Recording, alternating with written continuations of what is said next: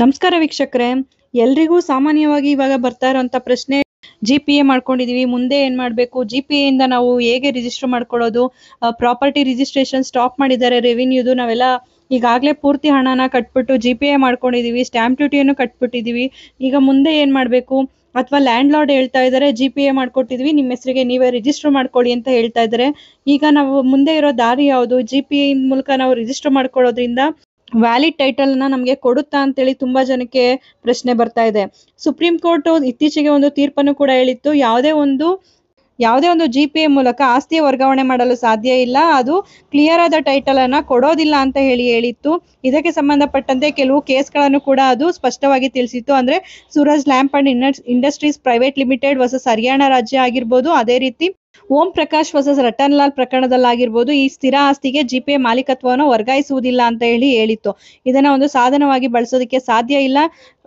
ನೋಂದಣಿ ಕಾಯ್ದೆಯ ಸೆಕ್ಷನ್ 17 ಸಬ್ class 1A ಏನಿದೆ, ಇದು ಕ್ಲಿಯರ್ ಆಗಿ ಹೇಳಿದೆ, ಮಾರಾಟ ಪತ್ರದ ಮೂಲಕ ನೋಂದಾಯಿಸಿದ್ರೆ ಮಾತ್ರ ಆಸ್ತಿಯ ವರ್ಗಾವಣೆ ಸಂಪೂರ್ಣವಾಗುವಂತದ್ದು, ಅದು ಕ್ಲಿಯರ್ ಟೈಟಲ್ ಅನ್ನ ಕೊಡೋದು ಅಂತ ಹೇಳಿತ್ತು. ಇತ್ತೀಚೆಗೆ ಎಲ್ಲರೂ ಕೂಡ ಈ GPA ನ ಮಾಡ್ಕೋತಾ ಇದ್ದಾರೆ, ಇದ್ರ ಮೂಲಕ ಆಸ್ತಿಯನ್ನ ವರ್ಗಾವಣೆ ಮಾಡ್ಕೋಬಹುದು ಅಂತ ಕೇಳ್ತಾ ಇದ್ದಾರೆ.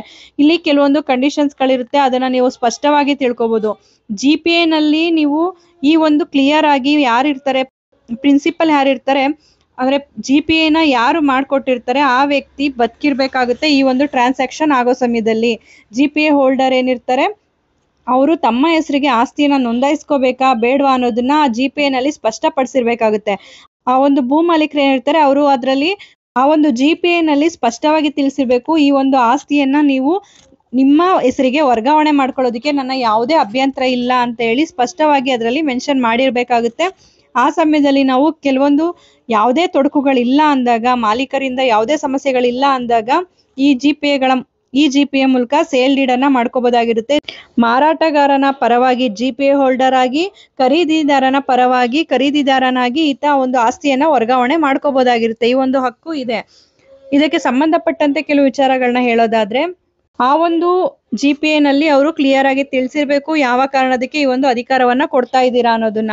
ಇಲ್ಲ ಅಂದಾಗ ಈ ಒಂದು ರೀತಿಯಾದ GPA ಗಳನ್ನ ಸೆಲ್ಫ್ ಆಗಿ ಸೇಲ್ ಡೀಡ್ ಅನ್ನ ಯಾರು ಕೂಡ ಮಾಡ್ಕೊಳ್ಳಿಕ್ಕೆ GPA ಹೋಲ್ಡರ್ಗೆ ಅಧಿಕಾರ ಇರೋದಿಲ್ಲ. ಅವರು ಕೇವಲ ಏಜೆಂಟ್ ಆಗಿ ವರ್ಕ್ ಮಾಡ್ತಾರೆ ಹೊರತು GPA ನ ಸೇಲ್ ಡೀಡ್ ಆಗಿ ಅವರ ಹೆಸರಿಗೆ ಅವರು ಮಾಡ್ಕೊಳ್ಳಿಕ್ ಬರೋದಿಲ್ಲ. ಅವರು ಮಾಲೀಕರು ಏನಿರ್ತಾರೆ ಅವ್ರು ಯಾರಿಗಾದ್ರೂ ಮಾಡ್ಕೊಡಿ ಅಂತ ಹೇಳಿದಾಗ ಅಂತವ್ರ ಹೆಸರಿಗೆ ಅವರು ಸೇಲ್ ಡೀಡ್ ಅನ್ನ ಮಾಡ್ಕೊಡ್ಲಿಕ್ಕೆ ಮಾಲೀಕರ ಪರವಾಗಿ ಅರ್ಹರಾಗಿರ್ತಾರೆ. GPA ಹೊಂದಿರೋ ಅಂತವ್ರು ಅದಕ್ಕೆ ಸಂಬಂಧಪಟ್ಟಂತ ಸ್ಟ್ಯಾಂಪ್ ಡ್ಯೂಟಿಯನ್ನ ಕಟ್ಟಿ ಒಂದು GPA ನ ಮಾಡ್ಕೊಂಡಿರ್ತಾರೆ. ನೋಂದಣಿ ಶುಲ್ಕ ಏನಿರುತ್ತೆ ಅದನ್ನ ಪಾವತಿಸೋ ಮುಖಾಂತರ ಅವರು ಸೇಲ್ ಡೀಡ್ ಅನ್ನ ಕೂಡ ಮಾಡ್ಕೋಬಹುದಾಗಿರುತ್ತೆ. ಪವರ್ ಆಫ್ ಅಟಾರ್ನಿಯ ದಾಖಲೆಯು ಒಂದು ನಿರ್ದಿಷ್ಟ ಅಧಿಕಾರವನ್ನ ಸ್ಪಷ್ಟವಾಗಿ ನೀಡಿದರೆ ಮತ್ತು ಮಾರಾಟವನ್ನ ನೋಂದಾಯಿತ ಮಾರಾಟ ಪತ್ರದ ಮೂಲಕ ಕಾರ್ಯಗತಗೊಳಿಸಿದರೆ ಮಾತ್ರ GPA ಹೊಂದಿರುವವರು ಆಸ್ತಿಯನ್ನು ತಮಗೆ ಮಾರಾಟ ಮಾಡಬಹುದು. ಇದು ಹಿತಾಸಕ್ತಿ ಸಂಘರ್ಷವನ್ನು ಒಳಗೊಂಡಿರುತ್ತೆ ಮತ್ತು ಸಂಭಾವ್ಯ ಕಾನೂನು ಸವಾಲಿಗೆ ಒಳಪಟ್ಟಿರುತ್ತೆ.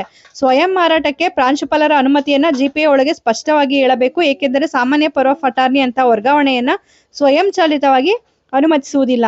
ಅಂದ್ರೆ ಅದರಲ್ಲಿ ಪರ್ಟಿಕ್ಯುಲರ್ ಆಗಿ ಮೆನ್ಷನ್ ಮಾಡಿರ್ಬೇಕು. ಇದನ್ನ ನೀವು ಯಾರು GPA ಹೋಲ್ಡರ್ ಇರ್ತಾರೆ ಅವರು ತಮ್ಮ ಹೆಸರಿಗೂ ಕೂಡ ಮಾಡ್ಕೋಬಹುದು ಅಂತೇಳಿ ಸ್ಪಷ್ಟಪಡಿಸಿದಾಗ ಈ ರೀತಿಯಾದ ಪವರ್ ಆಫ್ ಅಟಾರ್ನಿಗಳ ಮೂಲಕ ಅವರು ತಮ್ಮ ಹೆಸರಿಗೆ ಸೇಲ್ ಡೀಡ್ ಅನ್ನ ಮಾಡ್ಕೋಬಹುದು.